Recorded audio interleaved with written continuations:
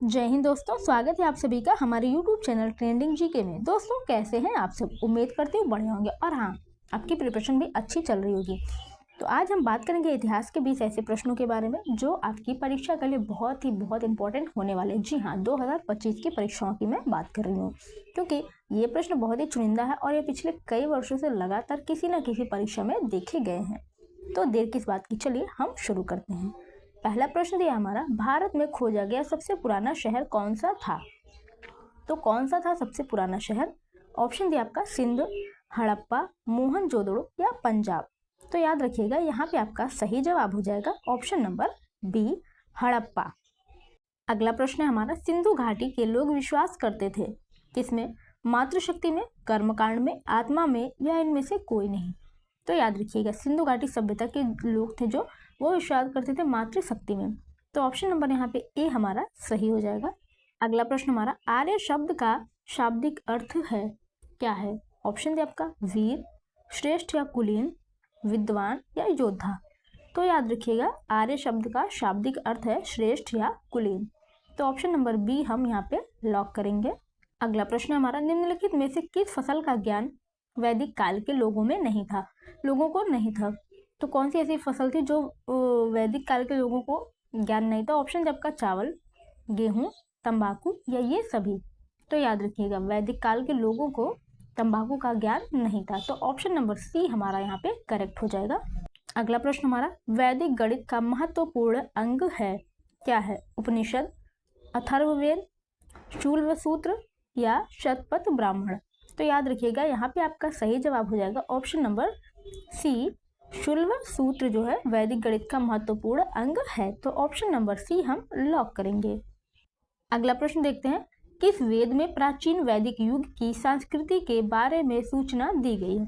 तो कौन से वेद में प्राचीन वैदिक युग की संस्कृति के बारे में सूचना दी गई है? ऑप्शन दिया आपका ऋग्वेद, सामवेद, अथर्ववेद या इनमें से कोई नहीं। तो याद रखिएगा, आपका राइट आंसर हो जाएगा ऑप्शन नंबर ए, ऋग्वेद। तो ऑप्शन नंबर ए हम लॉक करेंगे। अगला प्रश्न हमारा, वेदों की संख्या कितनी है? कितनी है वेदों की संख्या? ऑप्शन है आपका 3, 4, 6 या 8।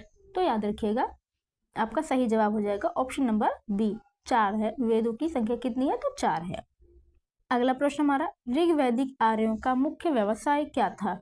क्या था ऋग्वैदिक आर्यों का मुख्य व्यवसाय? ऑप्शन दिया है शिक्षा, पशुपालन, कृषि या व्यवसाय। तो याद रखिएगा, आपका यहाँ पे सही जवाब हो जाएगा ऑप्शन नंबर बी, पशुपालन। ऋग्वैदिक आर्यों का मुख्य व्यवसाय था पशुपालन। तो ऑप्शन नंबर बी हम लॉक करेंगे। अगला प्रश्न हमारा, भारतीय संगीत का आदि ग्रंथ किसे कहा जाता है? किसे कहा जाता है भारतीय संगीत का आदि ग्रंथ? ऑप्शन दिया आपका सामवेद, ऋग्वेद, अथर्ववेद या यजुर्वेद। तो याद रखिएगा, यहाँ पे आपका सही जवाब हो जाएगा ऑप्शन नंबर बी, ए, सामवेद को। तो ऑप्शन नंबर ए हम लॉक करेंगे। अगला प्रश्न देखते हैं, प्रथम विधि निर्माता कौन है? कौन है प्रथम विधि निर्माता? ऑप्शन दिया सेल्यूकस, चाणक्य, मनु या इनमें से कोई नहीं। तो याद रखिएगा, आपका सही जवाब हो जाएगा ऑप्शन नंबर सी, प्रथम विधि निर्माता थे मनु। तो ऑप्शन नंबर सी हम लॉक करेंगे।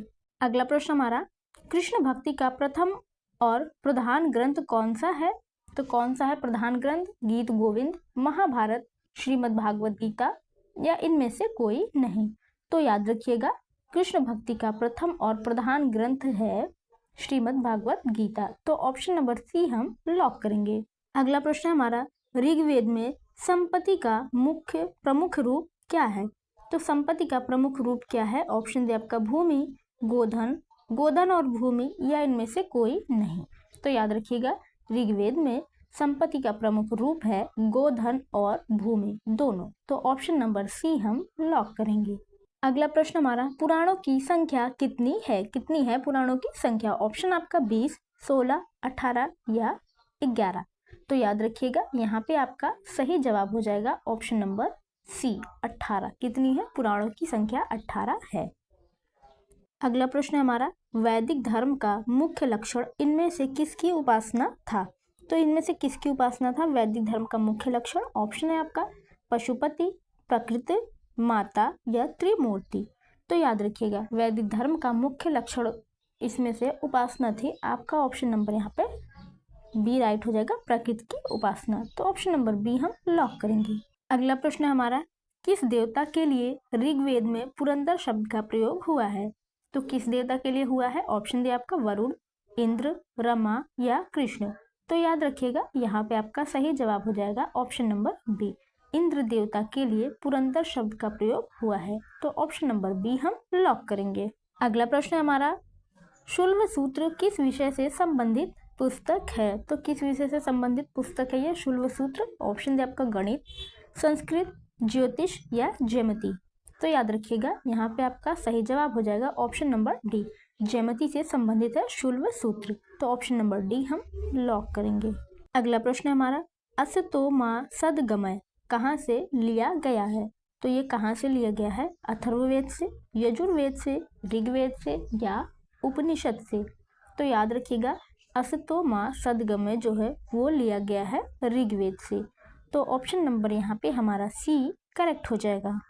अगला प्रश्न हमारा, प्राचीन भारत में निष्क नाम से क्या जाने जाते थे? तो निष्क नाम से हम किसे जानते थे? ऑप्शन दिया आपका तांबे, स्वर्ण आभूषण, चांदी या इनमें से कोई नहीं। तो याद रखिएगा प्राचीन भारत में निष्क नाम से स्वर्ण आभूषण को हम जानते थे। तो ऑप्शन नंबर यहाँ पे बी हमारा करेक्ट हो जाएगा। अगला प्रश्न हमारा, योग दर्शन के प्रतिपादक हैं? कौन है योग दर्शन के प्रतिपादक? ऑप्शन दिया आपका गौतम, चाणक्य, विदुर या पतंजलि। तो आप याद रखिएगा यहाँ पे आपका सही जवाब हो जाएगा ऑप्शन नंबर डी, योग दर्शन के प्रतिपादक है पतंजलि। तो ऑप्शन नंबर डी हम लॉक करेंगे। अगला प्रश्न हमारा, उपनिषद पुस्तकें किससे संबंधित हैं? किससे संबंधित है उपनिषद पुस्तकें? ऑप्शन दिया आपका दर्शन, धर्म, योग या इनमें से कोई नहीं। तो याद रखिएगा यहाँ पे आपका सही जवाब हो जाएगा ऑप्शन नंबर ए, दर्शन से संबंधित है उपनिषद पुस्तकें। तो ऑप्शन नंबर ए हम लॉक करेंगे। अगला प्रश्न हमारा, आरंभिक वैदिक साहित्य में सर्वाधिक वर्णित नदी है? कौन सी नदी है? ऑप्शन दिया है आपका सिंधु, गंगा, यमुना या सरस्वती। तो याद रखिएगा आरंभिक वैदिक साहित्य में सर्वाधिक वर्णित नदी है वो है सिंधु नदी। तो ऑप्शन नंबर ए हम लॉक करेंगे। अगला प्रश्न हमारा, कर्म का सिद्धांत किससे संबंधित है? किससे संबंधित है कर्म का सिद्धांत? ऑप्शन दिया आपका मीमांसा से, वेदांत से, न्याय से या ये सभी से। तो आप याद रखिएगा यहाँ पे आपका सही जवाब हो जाएगा ऑप्शन नंबर ए, कर्म का सिद्धांत मीमांसा से संबंधित है। तो ऑप्शन नंबर ए हम लॉक करेंगे। अगला प्रश्न हमारा, वैदिक युग में प्रभावित लोकप्रिय शासन प्रणाली थी, कौन सी थी? ऑप्शन है आपका गणतंत्र, प्रजातंत्र, राजा शासन या वंशानुगत राजतंत्र।